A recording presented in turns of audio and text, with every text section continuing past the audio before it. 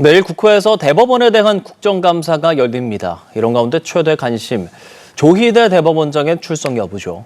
민주당이 동행명령장 발부 가능성까지 거론하며 압박 수위를 높이고 있는 상황. 만약 출석을 하더라도 재판 진행 상황 등 원론적 답변만 내놓을 수 있다는 관측도 나옵니다. 한채희 기자입니다.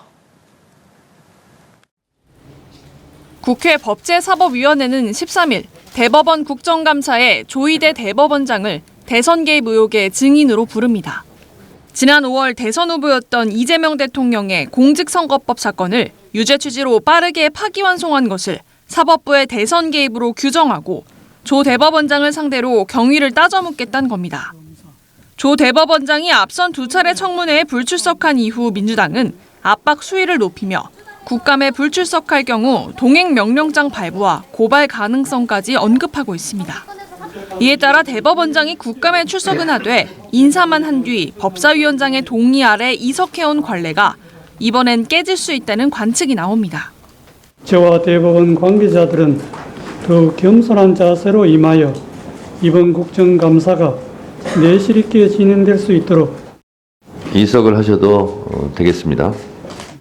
민주당이 이석을 불허해 자리를 지키게 될 경우 조 대법원장이 내놓을 발언에도 관심이 쏠리는데 이 대통령의 재판이 진행 중이란 이유로 침묵하거나 원론적인 답변에 그칠 가능성이 있습니다. 일각에서는 조 대법원장이 아예 국감에 불출석할 가능성도 거론되는데 이 경우 오는 수요일로 예정된 대법원 현장 국감 때 민주당 의원들이 대법원장 집무실을 찾아갈 수 있다는 관측도 나옵니다. 이런 가운데 3대 특검의 주요 수사 대상들이 증인 및 참고인으로 채택된 점도 관심입니다. 구속 기로에 놓인 박성재 전 법무부 장관과 심우정 전 검찰총장은 증인으로 출석을 요구받았습니다. 또 김건희 씨에게 고가의 그림을 건네며 인사청탁을 한 혐의로 구속된 김상민 전 검사도 증인으로 채택됐는데 김 전 검사는 출석하겠다는 의사를 밝혔습니다. 김건희 씨는 불출석이 전망돼 최종 증인 명단에서는 제외된 것으로 전해졌습니다. 연합뉴스TV 한채입니다.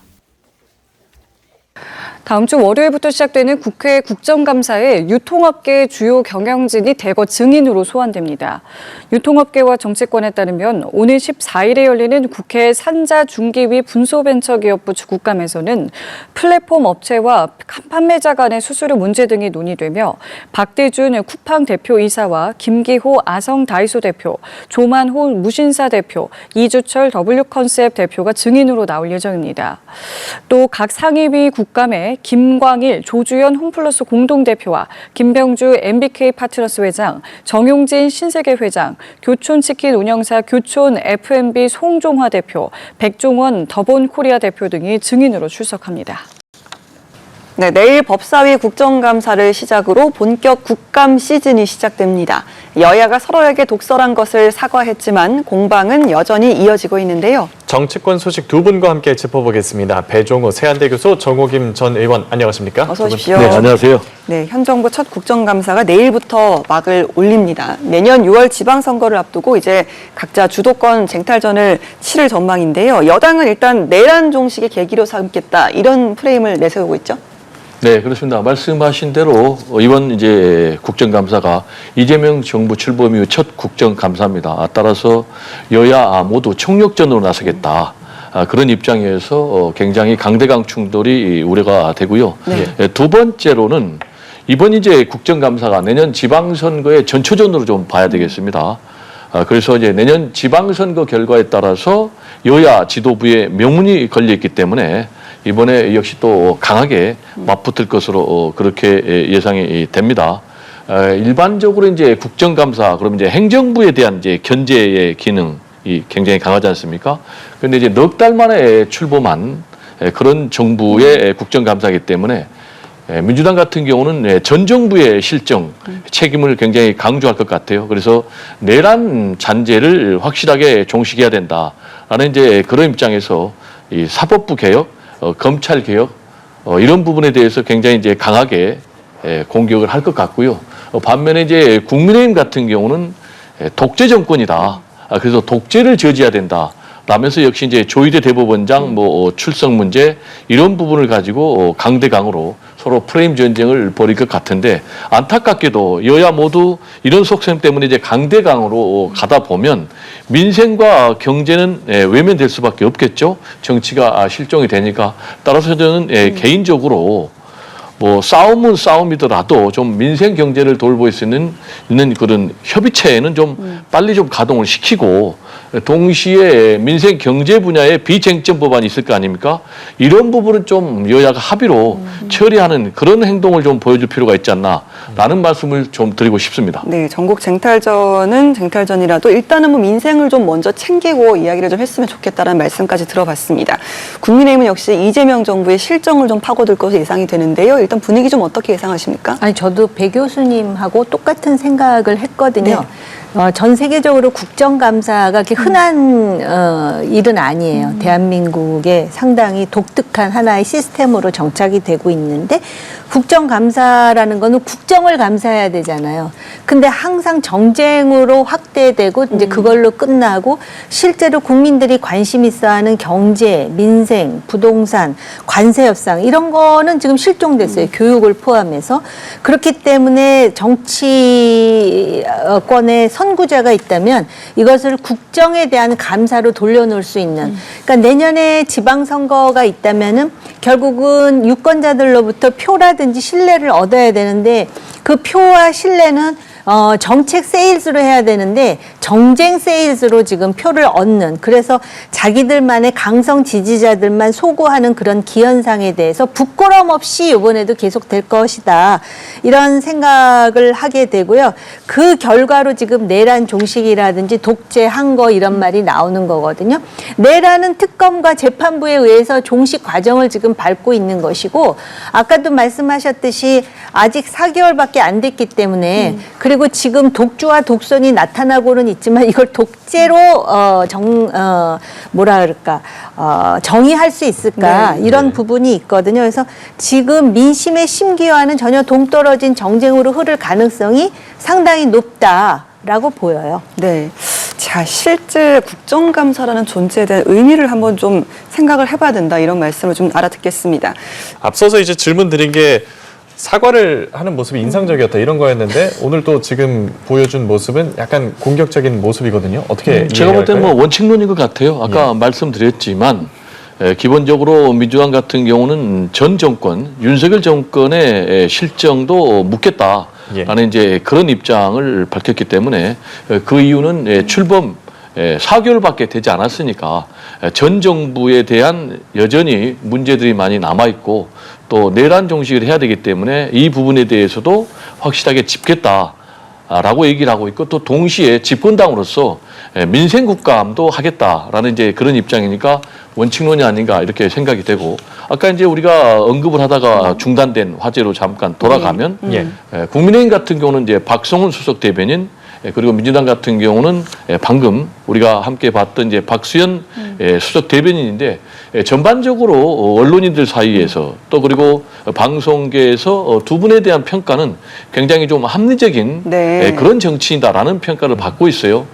저는 이제 개인적으로 박수현 대변인에 대해서 좀 잘 알지만 이 방송 평론도 굉장히 좀 합리적으로 하기 때문에 이 방송계에서도 굉장히 호감을 받고 있는 그런 정치인으로 평가를 받고 있고, 일단 이번에 사과와 관련해서는 서로 좀 날선 언어, 뭐 독버섯이다, 또는 뭐 균이다, 이런 표현을 써가지고 서로 사과를 했는데, 사과를 먼저 한 것은 이제 국민의힘 측에서 사과를 했어요. 그렇습니다. 그러니까 박수현 대변인이 제가 먼저 사과했어야 되는데 먼저 사과해서 참 훌륭하다라고 칭찬해 줬는데, 이런 모습들이 좀 국민들이 바라는 그런 모습들이 아닐까. 그리고 지금 정쟁으로 전면전으로 치닫고 있는 우리 한국 정치 현실에 이런 모습이 좀 필요한 것이 아닌가 생각이 되고, 특히 이제 대변인의 언어가 국민들에게 미치는 영향이 굉장히 크거든요.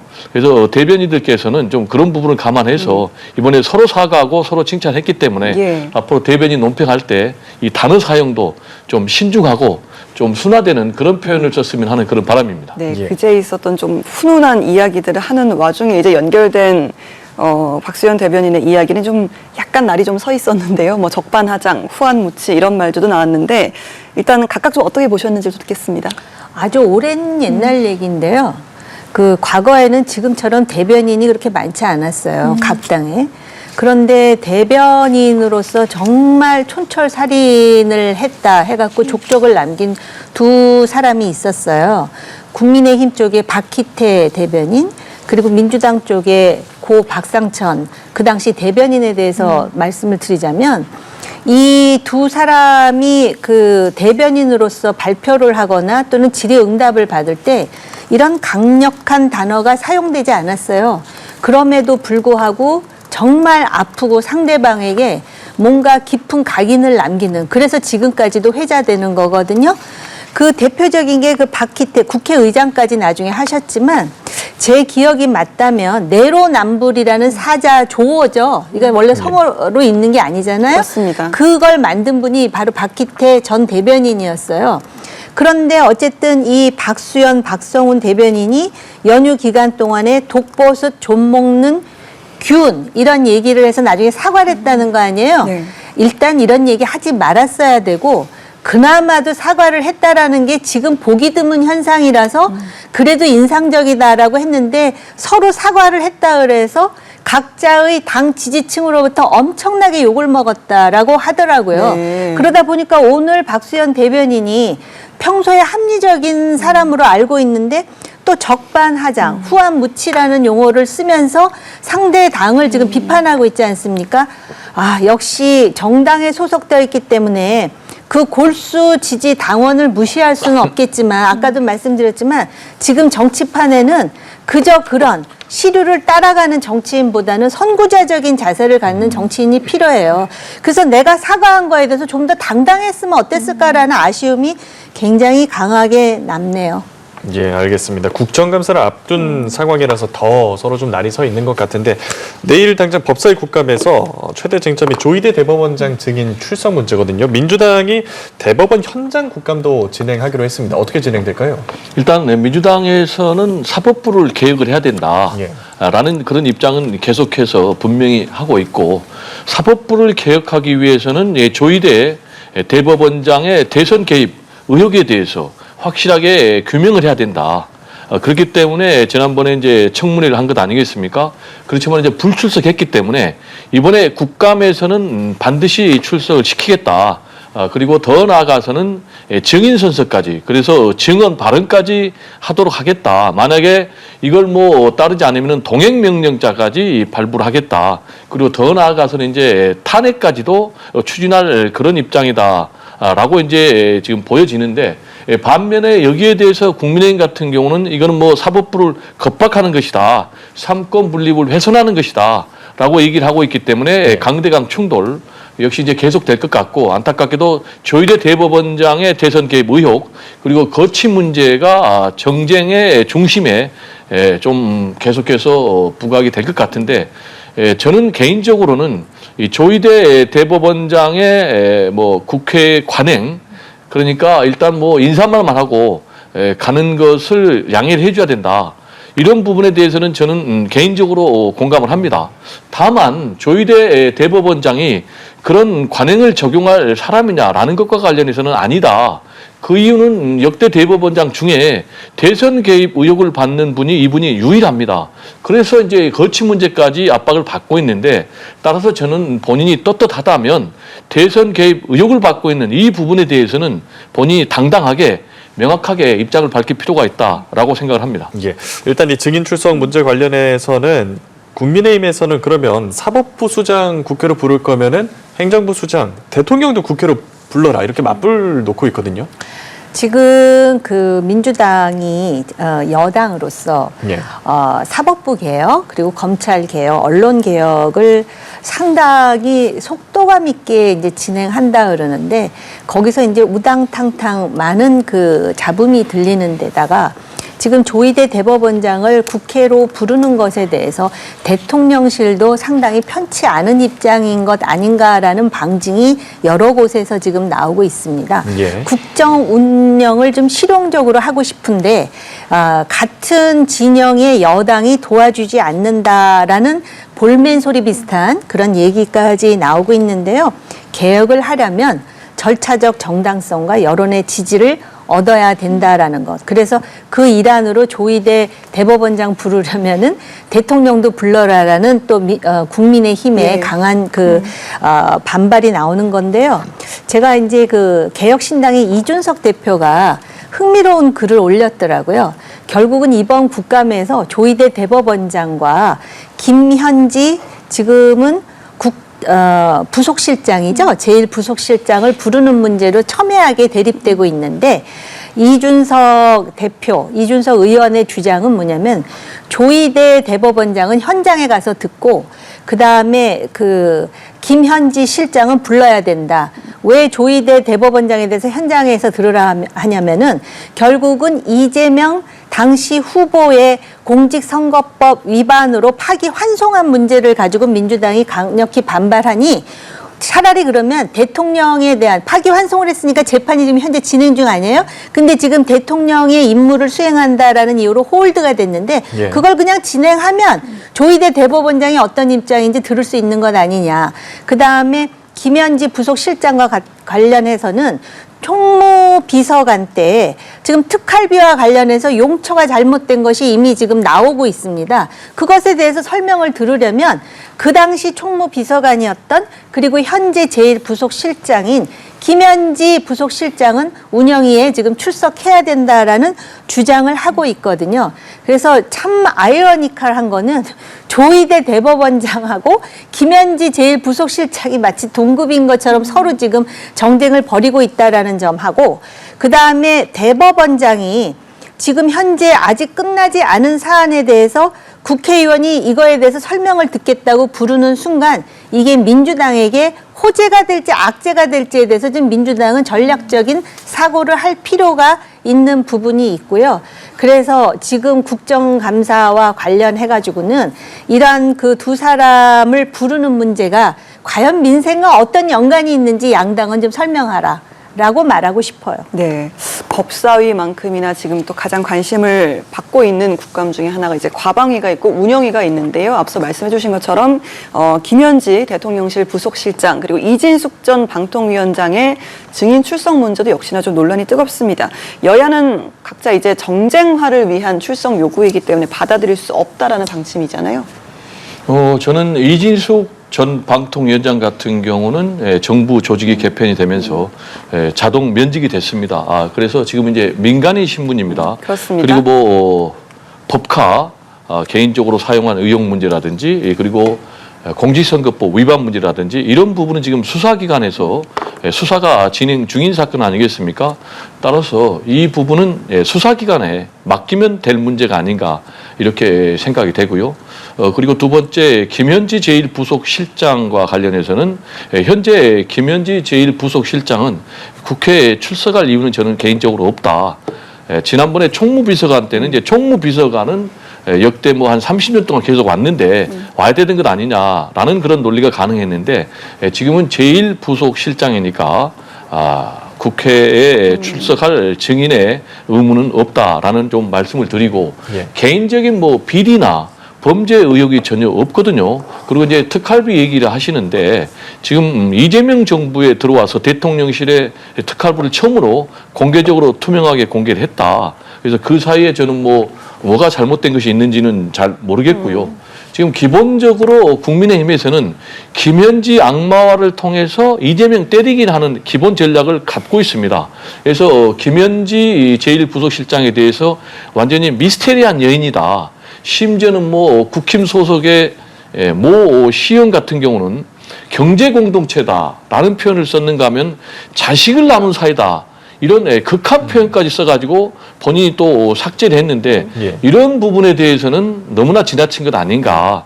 그리고 또 본인이 스스로 법적 책임을 지금 부르고 있는 것 아닌가 이렇게 생각이 되고요. 또 국민의힘에서 김모 의원 같은 경우는요. 이 김현지 의원을 악마하는 차원에서 김현지 의원이 신구대 조경학과를 나와가지고 여기에 산림청장, 그 스승을 산림청장으로 임명하는데 개입을 했다라고 했는데 이 사실관계가 틀렸어요. 신구대 조경학과를 나온 것이 아니고 상명여대를 나왔다는 거예요. 그러니까 이렇게 허위 사실을 통하면서까지 이 이재명 대통령을 흔들기 위해서 김현지 악마를 하는 것은 굉장히 바람직하지 못하다. 네. 그리고 김모 시의원 같은 경우는 뭐 경제 공동체, 자식을 나눈 사이라는 이제 그런 표현까지 썼는데 이분 같은 경우 어떤 분이냐?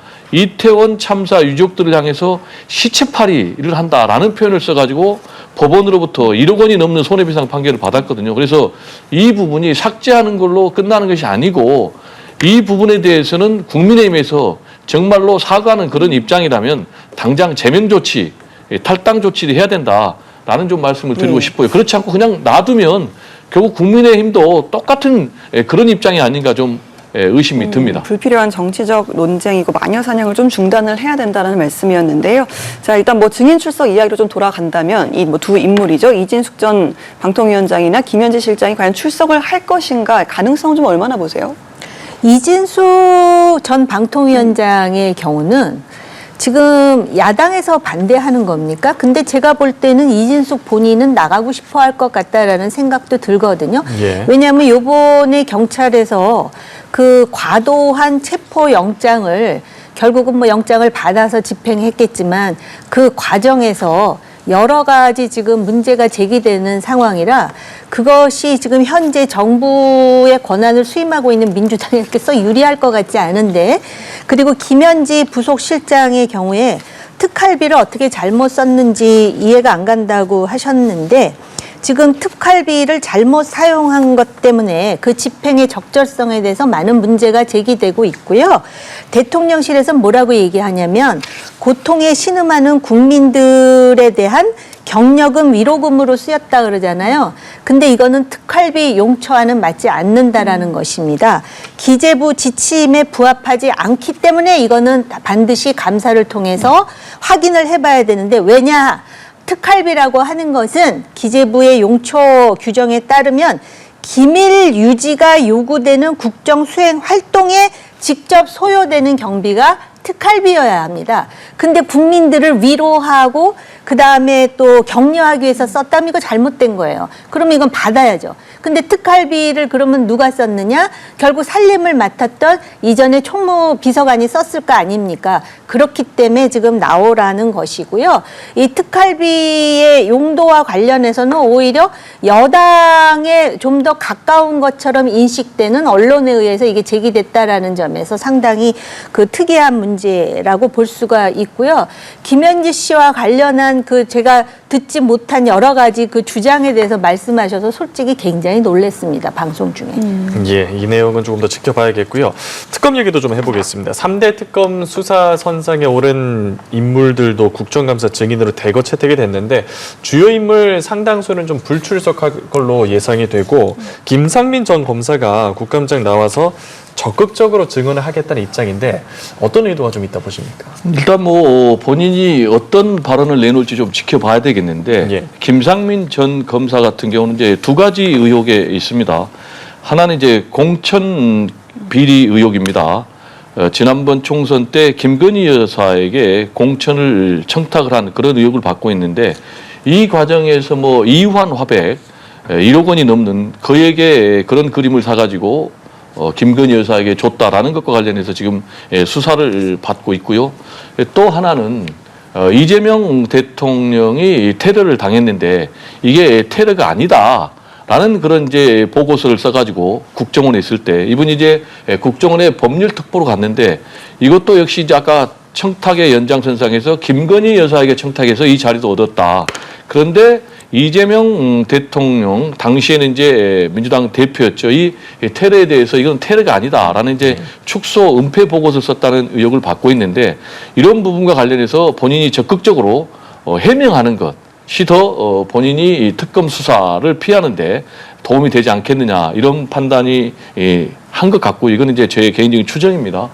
그리고 이제 이재명 대통령의 특활비 문제를 이제 계속해서 얘기하시는데 두 가지만 얘기를 하고 싶어요. 역대 대통령실 그리고 또 뭐 특히 검찰 같은 경우는 이 특활비를 주머니 쌈짓돈으로 썼다라는 이제 그런 게 다 뭐 공공연한 사실로 확인이 된 것 아니겠습니까?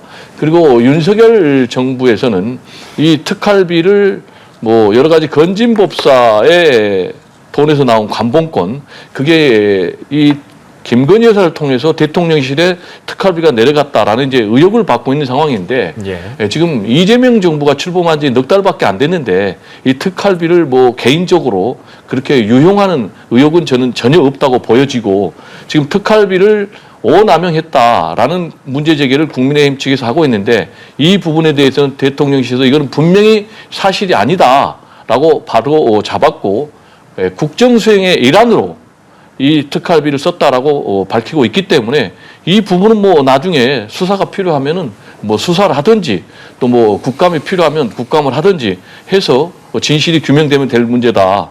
지금 뭐 이걸 잘못 사용했다라고 예단하는 것은 근거가 없는 주장이다라는 말씀 좀 드립니다. 그 부분에 대해서 잠깐 드릴게요. 국민의힘이 아니고요. 뉴스타파의 기사를 지금 말씀을 드린 거고요.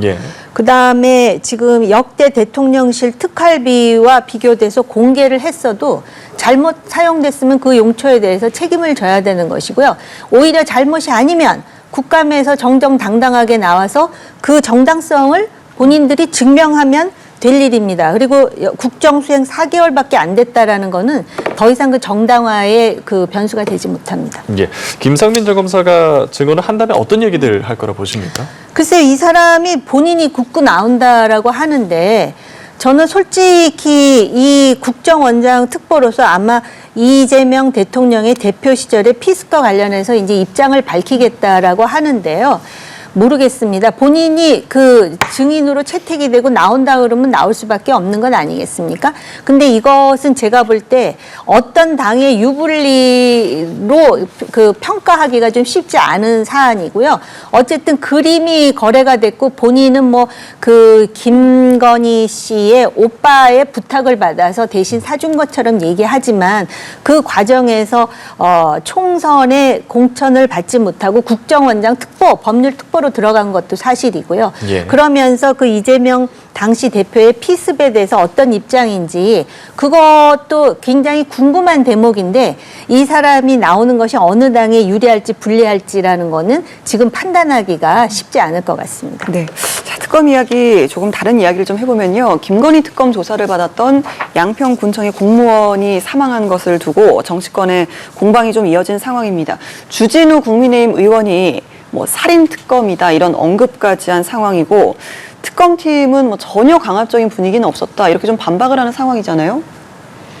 일단은 특검 수사 중에 공무원이 극단적인 선택을 한 부분은 굉장히 안타깝죠.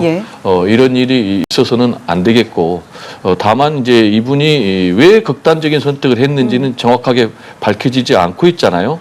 메모에 따르면 굉장히 괴롭다라는 이제 그런 표현, 자기는 사실을 얘기했다라는 그런 표현을 보면 특검의 수사에 상당히 좀 압박을 당한 거는 사실인 것 같아요.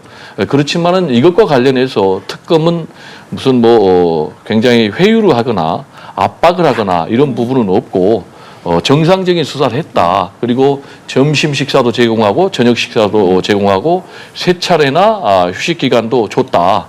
라고 얘기를 하고 또 이미 다른 공무원으로부터 진술이 확보가 됐기 때문에 이분은 뭐 압박하거나 회유할 이유는 전혀 없었다라고 얘기를 하고 있어요. 이런 상황에서 국민의힘에서는 뭐 살인 특검이다라고 명명을 하면서 특검이 아예 살인을 했다라고 지금 정치 공세를 펴고 있는데 이런 부분은 좀 굉장히 좀 지나친 것 아닌가. 이런 표현까지 쓰면서 이렇게 프레임을 짜면 민주당에서 죽음마저 고인의 죽음마저 정쟁의 수단으로 악용하고 있는 것 아니냐라는 또 그런 공격을 받을 수밖에 없기 때문에 지금 여러 가지 의혹을 없애기 위해서 부검까지 지금 경찰이 실시한다는 것 아니겠습니까? 그래서 이런 공무원의 안타까운 죽음에 대해서는 여야가 좀 이 부분에 좀 수경하는 자세로 좀 결과를 지켜볼 필요가 있다라는 말씀을 드리고 싶습니다. 조금 전에 박수현 수석 대변인 현장 연결해서도 특검 흔들기, 뭐 특검을 피하려는 꼼수에 지나지 않는다 이런 이야기가 민주당에서 나오기도 했습니다. 전 의원께서 어떻게 보시나요? 저는 부검을 한다는 말에는 좀 얼척이 없었습니다. 왜냐하면 본인이 메모를 해가지고 강압수사를 받았다라는 언지를 주면서 극단적인 선택을 했는데 부검을 한다 그래서 그럼 누군가에 의해서 살해당했다라는 거는 애초부터 없었던 것인데 부검을 한다 그래서 조금 본질이 조금 그 흐려지는 게 아닌가. 일단 극단적 선택을 한 그 당사자에 대해서는 위로를 표명하고 유감을 표명하는 게 기본적인 도리고요.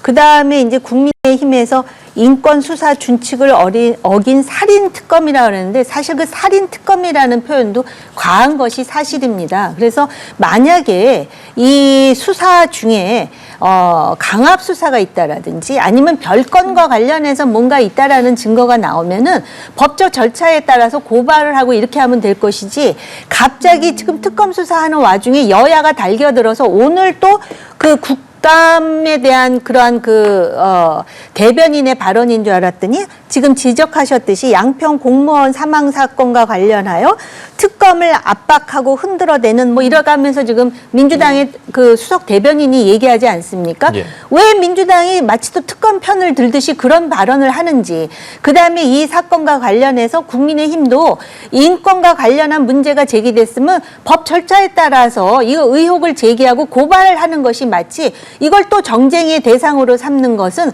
과연 돌아간 그분에 대해서 위해서 하는 소리인가? 라는 점에 심각한 그런 의심이 든다라는 것이고요. 그 특검이 만약에 수사를 그렇게 했다면은 특검 자체도 그 법 절차에 따라서 합리적으로 인권 수칙을 지키면서 하지 않은 부분이 있다면 그 책임을 져야 되겠지만은 이거를 여야가 이렇게 정쟁의 도구로 삼는 것은 참으로 보기 민망하다라고 생각합니다. 예, 본질적인 부분에 좀 집중해야 된다는 지적의 네. 말씀 주셨습니다. 이런 가운데 북한 열병식이 있었는데 대통령실이 이와 관련해서 예의주시하고 있다. 기본적으로 북한 내부 행사라는 입장을 밝혔는데 여기에도 입장차가 있거든요. 국민의힘에서는 대통령실이 이거 좀 가볍게 넘긴 거 아닌지 우려가 된다. 이런 뜻을 보였습니다. 어떠세요? 그래도 정권을 수임받고 있는데 예. 그리고 지금 그 남북 분단이 돼가지고 지구상에 가장 촉발될 위기의 가능성이 높은 지역이 이 지역인데 그 정부가 그렇게 안이하게 생각했다라고 그렇게 느끼고 싶지 않습니다만은 북한의 내부 행사라는 그 입장에 대해서는 문제 제기를 안 할 수가 없습니다. 왜냐하면은 그 열병식을 하면서 최대의 적은 우리 대한민국이라는 거 아닙니까? 그렇다면은 거기에 대해서 국민이 좀 안심하고 적어도 북한의 저런 어떤 도발적 행태에 대해서 우리는 강력한 억지와 그다음에 방어의 의지와 준비와 그다음에 모든 것이 다 되어 있으니 국민들은 안심하시라라는 메시지는 있어야 되지 않겠습니까? 그 한밤중에 그 무시무시한 열병식 하는 걸 다 보여주면서 이건 단순히 내부 행사라 그러면은 이거에 대해서 대통령실이 가볍게 넘긴 거 아니냐고 야당이 당장 반발하지 않겠습니까? 더군다나 북한과 북한에 대해서 우리가 먼저 흡수할 생각은 없다. 이거는 과거의 햇볕 정책의 연장이고요. 우리가 지금 북한을 흡수할 수 있는 군사적 능력이 되는지는 모르겠지만 적어도 북한과 공존하고 궁극적으로 통일을 할 의지가 있으나 어떤 도발에 대해서도 용납하지 않는 것은 분명하다라는 메시지를 줌으로써 추석 직후 더군다나 민심에 고단한 국민들에게 이러한 것에 대한 안정감을 주는 그런 실질적인 준비에 대한 확신 이런 것이 필요한 게 아닌가 싶습니다. 예, 신형 무기들도 좀 대거 공개가 되고 주변국 고위급 인사들도 참석한 만큼 규모가 좀 커서 주목이 많이 됐거든요.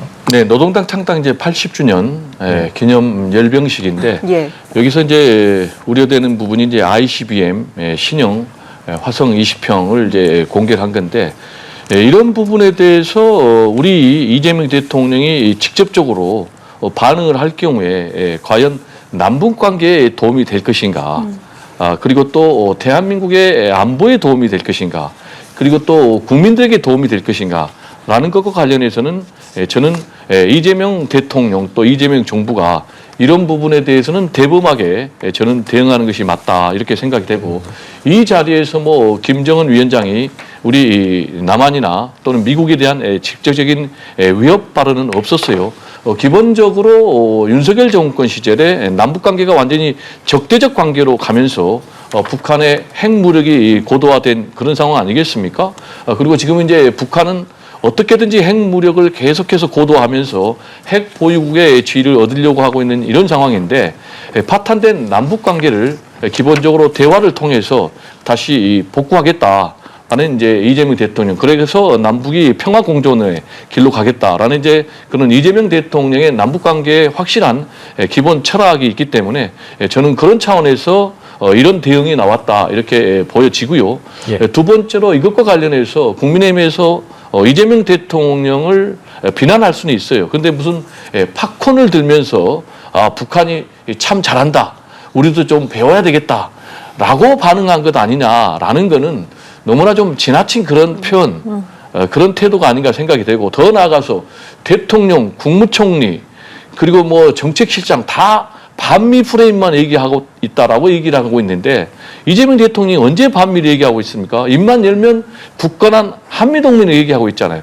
그러면서 우리는 균형외교 또 국익외교를 해야 되기 때문에 중국하고도 잘 지내야 된다라는 그런 입장 아니겠습니까? 그렇지만 지금 국힘에서는 계속해서 협중만을 외치고 있지 않습니까?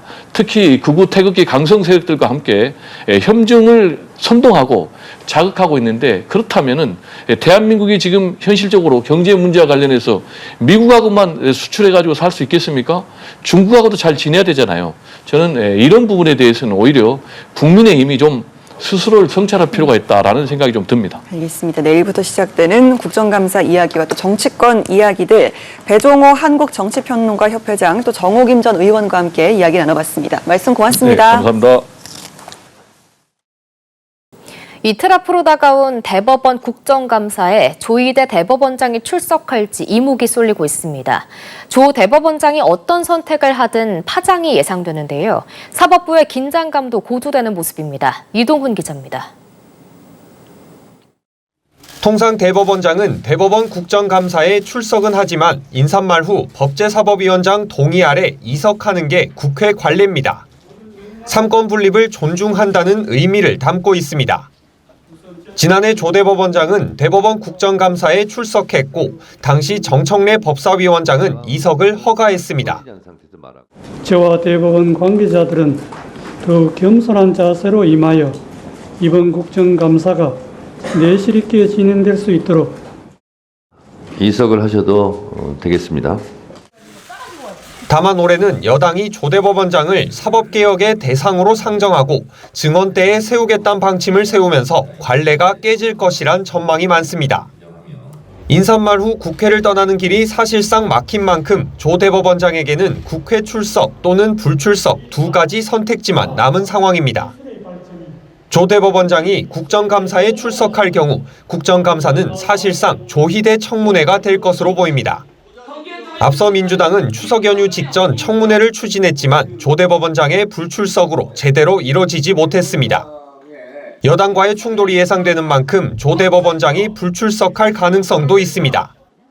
다만 여당은 불출석할 경우 압박 수위를 더 높이겠다는 방침인데, 동행명령장 발부와 고발 조치도 거론하고 있습니다. 대법원 산하 법원행정처는 조 대법원장 출석 여부와 관련해 아직 정해진 것이 없다고 밝혔습니다. 조 대법원장의 출석을 둘러싸고 긴장감이 고조되는 가운데 여당과 사법부의 갈등은 국정감사를 계기로 변곡점을 맞이할 전망입니다. 연합뉴스TV 이동훈입니다. 내일부터 올해 국회 국정감사가 시작됩니다. 오는 17일 경찰청 국감에서는 검찰청 폐지 이후 수사권 조정 문제, 이진숙 전 방송통신위원장 체포 논란 등의 쟁점이 될 전망입니다. 홍정원 기자입니다.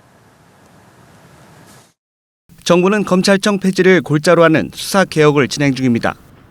검찰청이 폐지되면 검찰 기능은 기소를 전담할 공소청과 특정 범죄에 대해 제한적으로 수사권을 갖는 중대범죄수사청으로 나뉩니다. 모든 범죄를 제한 없이 수사할 수 있는 유일한 수사기관으로 남는 경찰은 수사 역량을 입증해야 합니다.